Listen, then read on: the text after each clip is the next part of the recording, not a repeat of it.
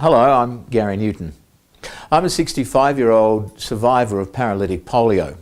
My apologies for not being there in person today. At the moment, myself and 3 other polio survivors from Australia are in Delhi, where we've come to help support Rotarians and the Global Polio Eradication Initiative during NIDs, and to talk to survivors about the late effects of polio. I have a clear understanding of polio and its effects on many survivors through lived experience. I'm a volunteer member of the Polio Australia board. Polio Australia is committed to standardising quality polio information and service provision. I got involved with Polio Australia a couple of years ago when I started seeing and hearing disturbing reports of a growing number of people deliberately choosing not to vaccinate their children against a range of preventable diseases. It's important to note that I'm not a medical person. Today, in the allocated time available, I can provide general information provided to me and tell you a little of what is happening in Australia.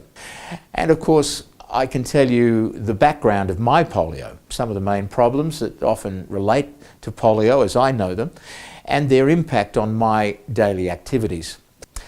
In Australia, we mostly call the resurgence of polio-like symptoms the late effects of polio. In India, you may know it best as post-polio syndrome. Post-polio syndrome, or PPS in Australia, is a diagnosable neurological condition which will affect up to 40%, depending on the study, of people who have had paralytic polio. Some of the main symptoms is new muscle weakness that gradually worsens. It's often accompanied by decreased muscle endurance during activities, muscle and joint pain, muscle wasting, muscle spasms or twitching, and severe fatigue. The broader condition, known as the late effects of polio, which I've been partly experiencing for the past couple of years, takes in both PPS and a host of additional biomechanical symptoms, many of which will impact on virtually every survivor of polio. These symptoms vary considerably in the Australian polio community, both in range and severity. I'm told that as both paralytic and non-paralytic polio survivors age, the neuronal sprouts that supported muscle activity post-infection are degenerating as part of the aging process and overuse, causing increased muscle weakness and atrophy, joint pain and physical disability, even for those who appear to have no residual disability at all. I include non-paralytic polio survivors because you need 50% of your motor neurons to be killed off or damaged for paralysis to occur. However, people can still have had subclinical motor neuronal damage without becoming paralysed, which can then cause problems later in life. Many of these symptoms may be confused with premature aging, especially if the person was unaware of or is unable to acknowledge having been infected with polio. I was born in 1952, and on February 19th, 1954, I came down with a fever. My legs and arms became paralysed, and I spent the next 32 days in isolation in an infectious diseases hospital. In my case, this happened prior to the arrival of a vaccine in Australia. And whilst I don't remember that point of time in my life, I do remember the often discomfort of growing up as a child with a disability, and of course the subsequent daily toll of living with the effects of polio for more than 60 years. There have been many attempted corrective surgeries, leg braces, crutches, and more often these days the need to use a wheelchair. Like most survivors, I've paid a price and continue to do so.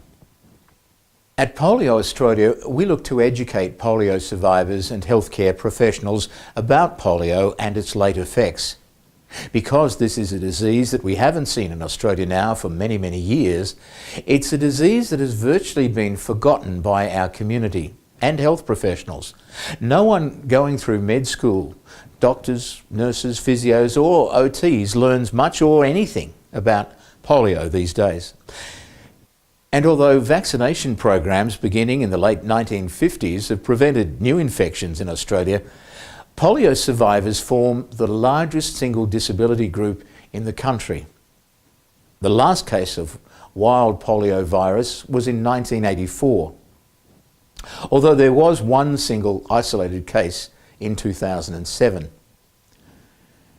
The eradication of polio in Australia also means that most of our polio survivors are an ageing demographic.